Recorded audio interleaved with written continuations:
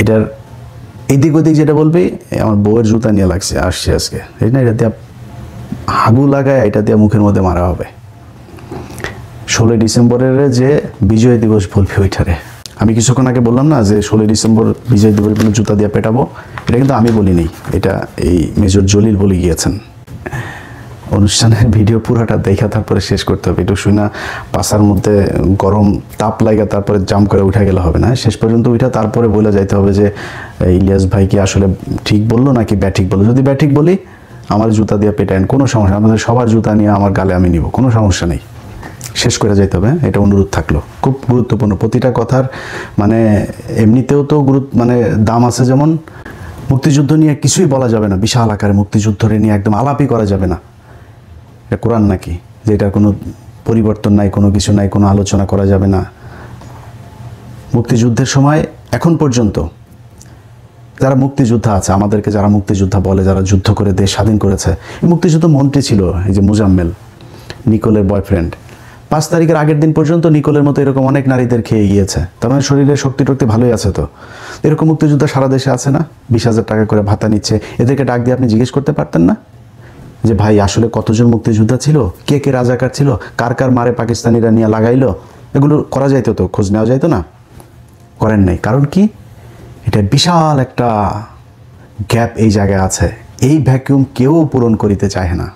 কারণ কি, এইটা করলেই এই যে ব্যবসা, এই ব্যবসা সব শেষ, এই ব্যবসা তো কেউ বন্ধ করতে হবে না। এই যে এখন দেখেন না, আওয়ামী লীগ চলে গিয়েছে, এখন বিএনপি এসেছে, এসে তারপরে সেই ব্যবসা আবার শুরু করেছে, সব শেষ।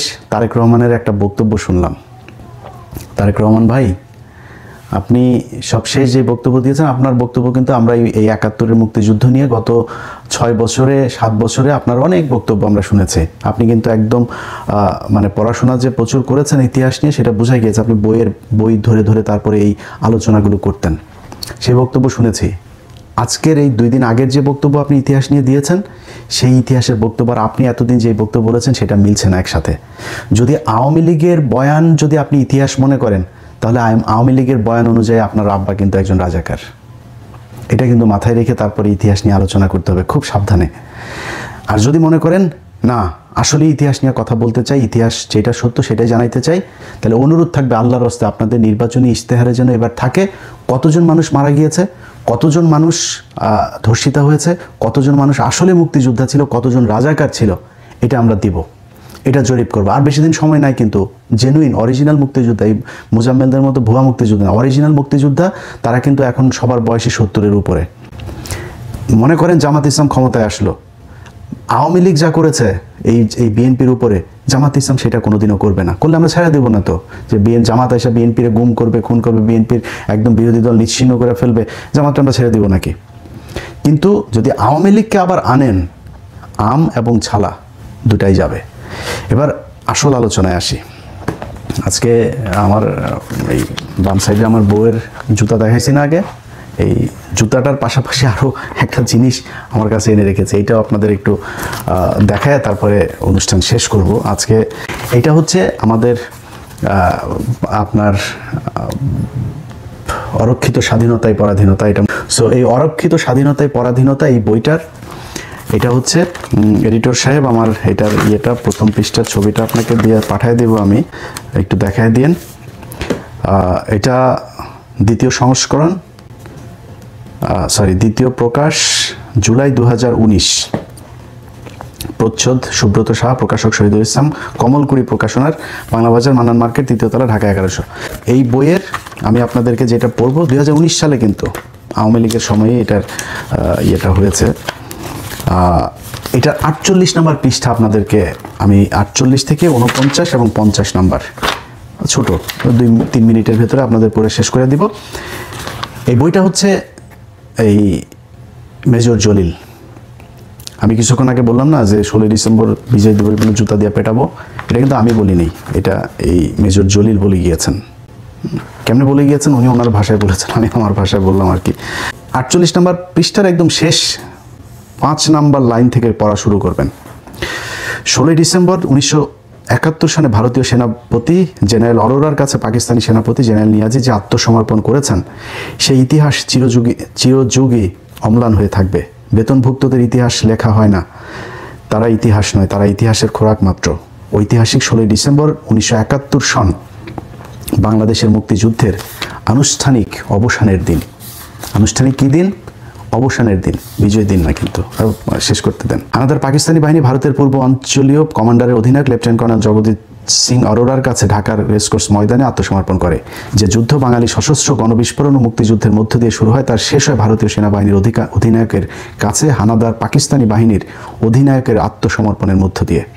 হিসেব মিলছে না কেন? হিসেবের এই গরমিলের জন্য দায়ী কে বা কারা? যারা মুক্তিযুদ্ধ শুরু করেছিল, যুদ্ধ শেষে পরাজিত শত্রুপক্ষ মুক্তিযোদ্ধাদের কাছে আত্মসমর্পণ করল না কেন? পাকিস্তান এবং ভারতের মধ্যে তো কোনো যুদ্ধ হয়নি। মুক্তিযুদ্ধ সংঘটিত হয়েছিল হানাদার পাকিস্তানি সেনাবাহিনী এবং মুক্তিকামী বাঙালি জনগণের মধ্যে। ভারতীয় সেনাবাহিনীর কাছে পাকিস্তানি সেনাবাহিনীর আত্মসমর্পণের হেতুটি দেখা দিল কেন? কোন উদ্দেশ্যে? মুক্তিযুদ্ধের সর্বাধিনায়ক কর্নেল উসমানীর কাছে পাকিস্তানের পরাজিত নিয়াজি আত্মসমর্পণ করলেন না কেন? আত্মসমর্পণের সময় কর্নেল উসমানী উপস্থিত ছিলেন না কেন? অনুপস্থিত ছিলেন কেন? আত্মসমর্পণের বেশ কয়েকদিন পর কর্নেল উসমানী ঢাকায় এলেন কেন? এ সময়কাল তিনি কোথায় ক্ষেপণ করেছেন? তিনি কি তাহলে সত্যি কলকাতায় বন্দী ছিলেন? আজও বাংলাদেশের জনমনে নানান প্রশ্নের ভিড় জমেছে। এসব প্রশ্নের উত্তর দেশবাসী আওয়ামী লীগের কাছে থেকে প্রত্যাশা করেছে, কিন্তু আওয়ামী লীগ নেতৃত্ব এবং ভারতে অবস্থানরত প্রবাসী আওয়ামী লীগ নেতৃত্ব এ সকল প্রশ্নের জবাব দেওয়ার আজ পর্যন্ত কোনো তাগিদই বোধ করেনি। তাছাড়া আত্মসমর্পণের পর এক সপ্তাহের পরে প্রবাসী আওয়ামী লীগ সরকার বাংলাদেশে ফিরে এসে বিনা প্রশ্নে গদিতে বসেন। মুক্তিযুদ্ধের সর্বাধিনায়ক ঐতিহাসিক আত্মসমর্পণ অনুষ্ঠানে কেন অনুপস্থিত ছিলেন, সে সত্যটি উদ্ঘাটন করার জন্য আজ পর্যন্ত কোনো তদন্ত কমিটি গঠন করা হলো না। অথচ মুক্তিযুদ্ধের এই অসহায় মহানায়ক কর্নেল ওসমানের কতই না প্রশংসা। কেন এই মিছিমিছি প্রশংসা? এর অন্তরালে কি রহস্য? রহস্য তো নিশ্চয়ই রয়েছে। ভারতীয় সেনাবাহিনীর অধিনায়কের কাছে পাকিস্তানি সেনাবাহিনীর অধিনায়কের আত্মসমর্পণের মধ্য দিয়ে প্রকৃত পক্ষে 16 ডিসেম্বর, যাকে আমরা বিজয় দিবস হিসাবে অভিহিত করি, যাকে আমরা 16 ডিসেম্বর বলে অভিহিত করি, সেই দিন থেকে বাঙালির মুক্তিযুদ্ধকে সরাসরি অস্বীকার করা হয়েছে। 16 ডিসেম্বর যোদ্ধাদের বিজয় দিবস এর পরিবর্তে ভারতীয় সেনাবাহিনীর বিজয় দিবস হিসাবে ইতিহাসে আনুষ্ঠানিকভাবে চিহ্নিত করা হয়েছে। এই ষড়যন্ত্রের পেছনে আসলে উদ্দেশ্য হচ্ছে বাঙালির স্বাধীনতা সংগ্রামকে অস্বীকার করা এবং পাক ভারত যুদ্ধে পূর্বাঞ্চলের রণাঙ্গনে ভারতীয় সেনাবাহিনীর বিজয় ঘোষণা করা। এই বিজয়ে বাংলাদেশের মুক্তিপিপাসু জনগণ ও মুক্তিযোদ্ধারা ছিল নীরব দর্শক। আওয়ামী লীগ নেতৃত্ব ছিল বিনয়ী তাবেদার এবং কর্নেল ওসমানী ছিলেন অসহায় বন্দী। এ যেন ছিল ভারতের বাংলাদেশ বিজয় এবং আওয়ামী লীগ সরকার এ নববিজিত ভারত ভূমির যোগ্য লিজ গ্রহণকারী সত্তা। সুতরাং যেমন সত্তা তেমনি তার শর্ত। আর যায় কোথায়? এ তো গেল 16 ডিসেম্বরের সম্পর্কে কিছু কথা। অনুরূপভাবে 17 ডিসেম্বর তারিখে খুলনায় সার্কিট হাউস ময়দানে পাকিস্তান সেনাবাহিনীর আনুষ্ঠানিক আত্মসমর্পণ পর্ব অনুষ্ঠিত হয়। নবম সেক্টরের অধিপতি হিসাবে আমি সেখানে উপস্থিত থাকলেও ভারতীয় সেনাবাহিনীর কর্তৃপক্ষ আমাকে একরকম জোর করেই পেছনের সারিতে ফেলে দেয়। বারবার প্রচেষ্টা চালানো সত্ত্বেও আমাকে সামনে আসতেই দেওয়া হলো না। আমার প্রতিপক্ষ ভারতীয় সেনাবাহিনীর মেজর জেনারেল দালবীর সিংকে দিয়েই সেই আত্মসমর্পণের নেতৃত্ব বজায় রাখা হয়। অথচ দালবীর সিংয়ের অধীনস্থ সৈন্যরা যুদ্ধক্ষেত্রে সবসময় আমার বাহিনীর অনেক পেছনে অবস্থান করত। মুক্তিযোদ্ধাদের দীর্ঘ 9টি মাসের অসীম ত্যাগ, তিতিক্ষা আর আত্মাহুতির মধ্য দিয়ে রচিত বিজয় পর্ব এভাবে ভারতীয় শত্রু চক্র দ্বারা লুণ্ঠিত হয়ে যায়। সংগ্রামী লড়াকু বাঙালি জাতি প্রাণপণ যুদ্ধ করেও যেন বিজয়ী হতে পারল না, পারল কেবল অপরের করুণায় বিজয় বোধ দূর করে অনুভব করতে। বিজয়ের সরাসরি স্বাদ থেকে কেবল বাঙালি জাতি বঞ্চিত হলো না, বঞ্চিত হলো প্রকৃত স্বাধীনতা থেকেই। সুতরাং সেই বঞ্চনাকারীদের কবল থেকে বঞ্চিতদের ন্যায্য পাওনা আদায় করার লক্ষ্যে আরেকটি প্রকৃত মুক্তিযুদ্ধের প্রয়োজন কি এখনও রয়ে যায়নি?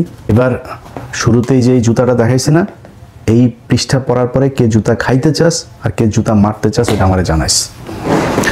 এই যে বইটা পড়লাম, এই বইটা একজন সেক্টর কমান্ডার, অনেক এই ভারতীয় চক্র এরা বলে থাকে যে 16 ডিসেম্বর বাংলাদেশের সব সেক্টর কমান্ডাররা, মেজর জিয়া, তারপরে এই আপনার কর্নেল ওসমানী যিনি সর্বাধিনায়ক ছিলেন, তারপর ওইদিকে তাজউদ্দিন ওরা থাকলেও বুঝতাম ওরা আমাদের দেশের লোক।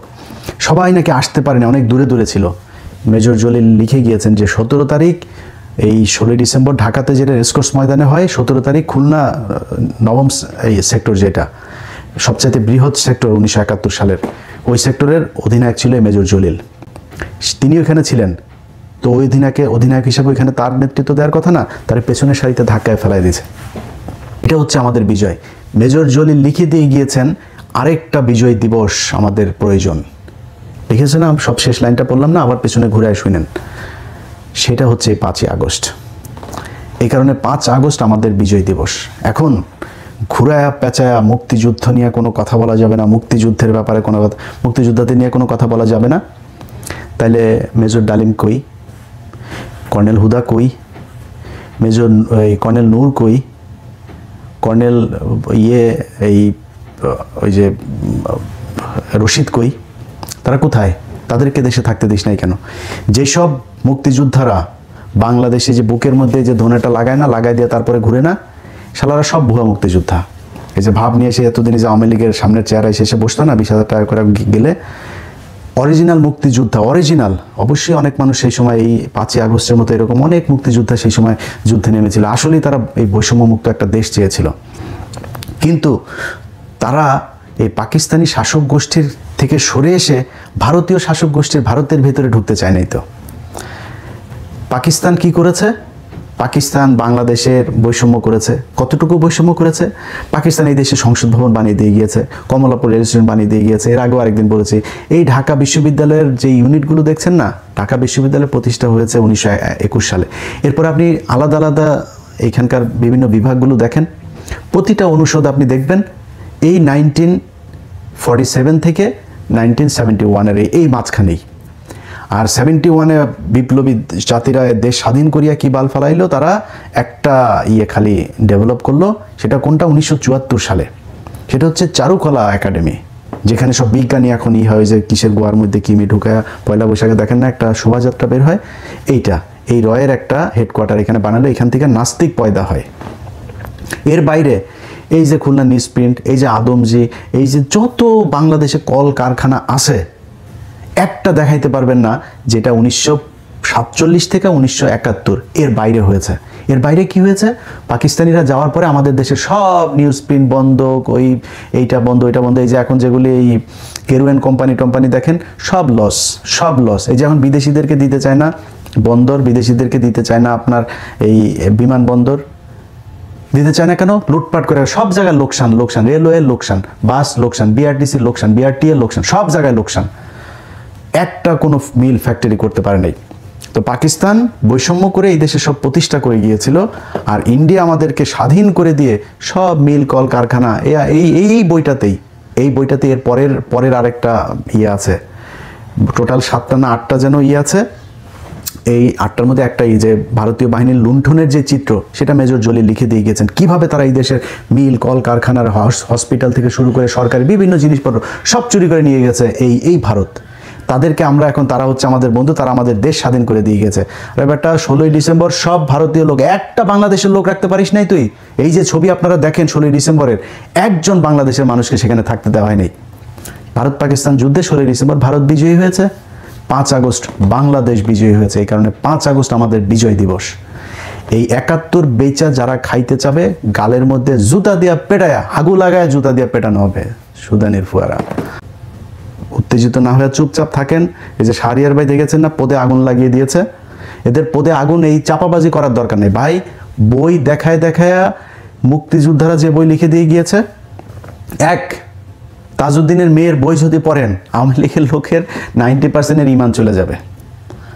খালি তাজউদ্দিনের মেয়ের এই তাজউদ্দিন আহমেদ নেতা ও পিতা বইটা পড়বেন, 99% ইমান ওই দিনই শেষ হয়ে যাবে। আওয়ামী লীগের প্রতি, ওদের তো এটা ধর্ম, ওই ধর্মের যারা বাসিন্দা আছেন সব ইমান শেষ হয়ে যাবে।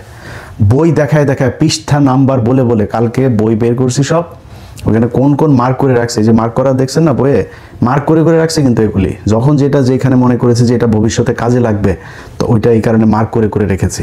এগুলো সব এক এক করে আপনাদের সব দেখানো হবে। মুক্তিযোদ্ধা নিয়ে কত জাউরামি হয়েছে এই দেশে, এই জাউরামি থেকে এই জাতিকে বের হইতে হবে। এই বালের মুক্তিযুদ্ধ বেচাই এই জাতির আর খাইতে দেওয়া যাবে না। এবং এই দেশের মানুষ ওই মুডেও নাই। ওরা সারাদিন চিল্লাপাল্লা করুক ফেসবুকে, ওদের এখন ওদের গ্রুপে মোটামুটি মানে জায়েদ খান আগে ছিল না ওই যে চলচ্চিত্রের এক জোকার, আমাদের এইখানে এখনকার এক এই জোকার ওই যে আমতারেক টারেক, তারপর ওই যে বিরানি আলম টালম, এইসব জোকার কিছু, ওদের খালি এখন হিরো আলম ছাড়া মোটামুটি সবাইকে ওরা ওদের দলে নিয়ে নিয়েছে। কোনো ভদ্র শিক্ষিত কোনো যারা ইতিহাস জানে, যাদের মানুষ পছন্দ করে, যারা দেশপ্রেমিক, যারা দেশের কথা বলে, একজন ওনাদের দলে নাই।